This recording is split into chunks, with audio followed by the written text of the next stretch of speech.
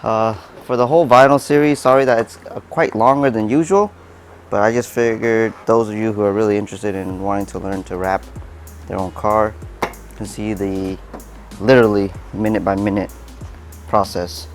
Just how Christian's been able to post, 30-minute videos on his channel. And I refer to him a lot because I learned from him. You know what I mean? So it's not like trying to promote his, I am trying to promote his page, I guess, but he's already big.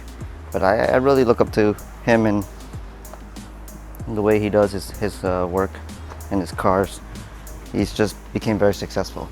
So before I start, I actually need to go and grab the heat gun and the extension cord. So I'm gonna pause this video right here. Damn, I really don't want to leave this cap on because I get shocked every damn time. So I might just take this thing off, to be honest with you. Alright, I'm taking the cap off. I do have my Vivid Shield guard here to protect the vinyl.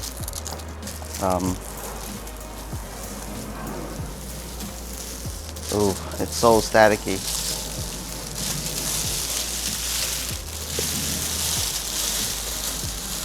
See how I took it off and it instantly dropped the vinyl a little bit? It adds another layer of protection and stiffness to the vinyl, which is good because it prevents it from wrinkling, from handling and stuff like that, or cutting it out. Alright, so we're going to start in this corner here. I have about 2 inches from the edge because I believe I have about 2 inches from that side. Yeah, so I got 2 inches for the tip of the hood. So just going to peel this back and start laying it down. Pretty cool out right now, 75, 77 for the most part. It's breezy, so it's risky with the contamination in the air, but I think I would do fine. There we go. Vinyl is semi-thick. If you use Avery or 3M, it's really thin, but this is really like a lot thicker than that, so make sure it's on there pretty well. Those who are watching, this is the Nebula Black or Demon Red from Vivid that I'm using. It's very close to Black Rose. It just looks a lot better than Black Rose in my opinion. Black Rose has fine metallic pearls in it, if that makes sense. This one actually has thicker metallic or pearl in it, which I personally like. So gonna spray some Vivid Shield Guard and then start working this thing out.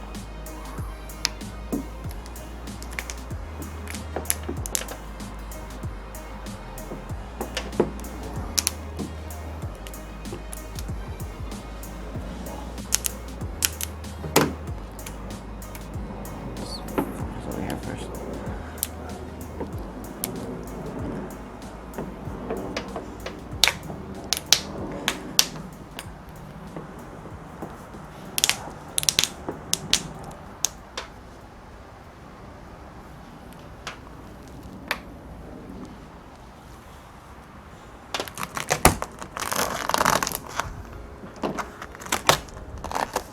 So one thing to note, this hood is has these body lines on it, which makes it very, very difficult to get the air out. So I had really hard time wrapping the rose gold. That thing, oh my god, I wanted to kill myself. And at that time, I was living in my other house, and my garage wasn't like really clean or done. I was renting it out, and I closed the garage when I did it, and it got so hot in there. The vinyl starts sticking. I start messing up every single corner, and like, you want to talk about losing patience? That was it. I lost my patience on that car, and I did it twice with the help of my little brother. The second time, and I lost it. I mean, it didn't turn out nice, and I had like that the whole entire time. I know a lot of people was talking mad smack about it, but I didn't care because I did it myself, and they aren't capable. So in my opinion, it's just hating. But yeah, I did do a bad job, so that's why I'm really more concerned on making this one look way nicer than the last vinyl wrap. So So what I'm doing here is I popped it up and I'm trying to feed in this recess up here. The ISF has a little recess up there that I gotta get out. So it's getting a little tricky here. I'm gonna have to pop this up, stretch it out a little bit. But let me heat up this little corner because I feel the tension and the slack kind of.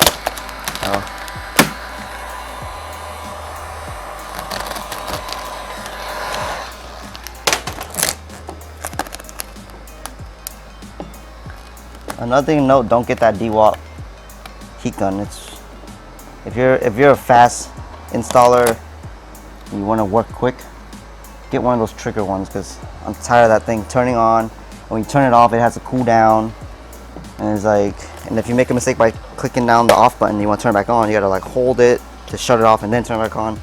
It's just terrible. It's not made for fast working jobs like this for the most part. So that needs to be more responsive. Yeah, see, I gotta be careful here because the vinyl is pulling on the other vinyl, and I don't want it to lift.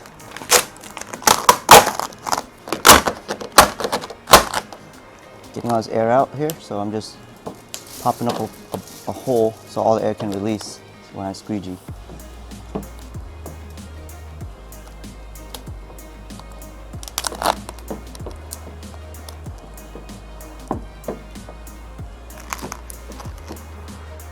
I might run into some issues here, so just gonna leave it alone for now. There's just not enough vinyl. I didn't realize the hood was such a giant piece, you know what I mean? Totally forgot about it. When I measured it, it seemed okay, but whatever. So that whole back area is laid down. I got a lot of cluster bubbles here, which I could slowly pop out, but I'm gonna try to glass this whole front since the back is already laid.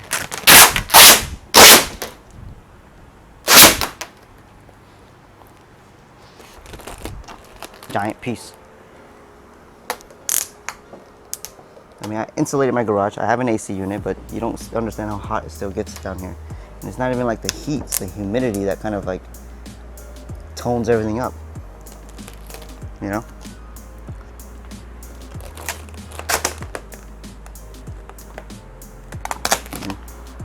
Might need some heat here. It's starting to get a little wrinkly. So tons of slack.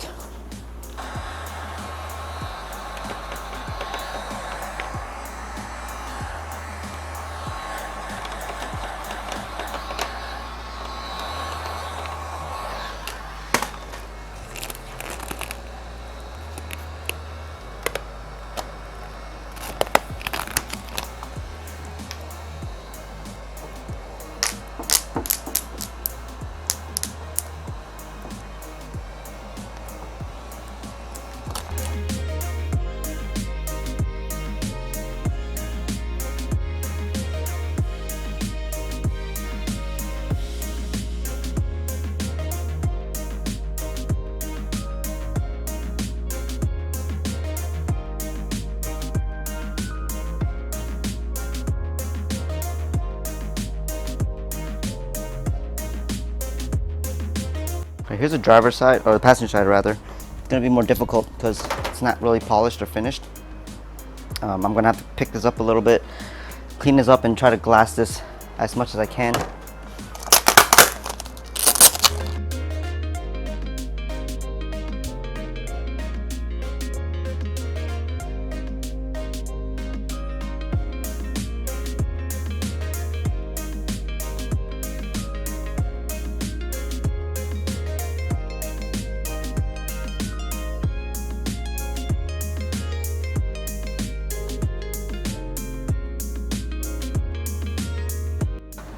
What we have to do now is actually just trim the edges.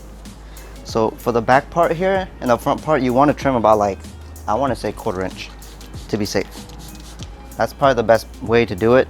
And then the edges here you could do as well, but since I'm going to trim pretty close to the edge, I'm going to make sure I post heat and kill the pullback or the material, so that it doesn't cause any problems over time, because in Florida it gets really hot, so vinyl does pull back pretty easily in the course of like 2 days, especially sitting in direct sunlight. We're really close to the equator. Just wiping down any excess oils or liquids, so I don't want to get underneath the adhesive.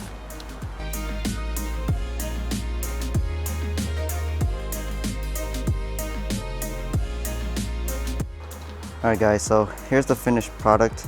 I made sure I rounded all the corners here. As you can see, all the way to the edge. Here's how it looks like underneath. About a 1/4 inch coverage all the way through. There's again. Making sure those corners look good and it'll hold.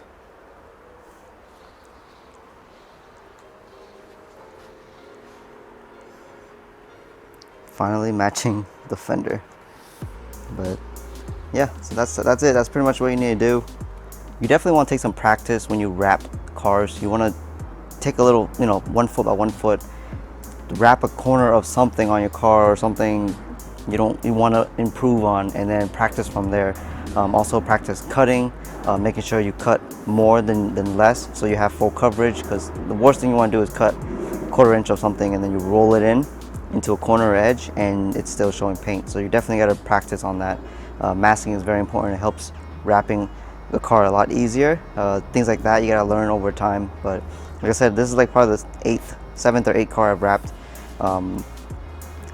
Wrapped this thing twice for my car, but it's the more you do, the better you get. I'm still not good. As you can see in this video, I struggled to do the hood by myself, and as you can tell, the hood is super round and it's kind of tricky. So yeah, I hope you guys are enjoying this wrap series so far, and please stay tuned for the next one.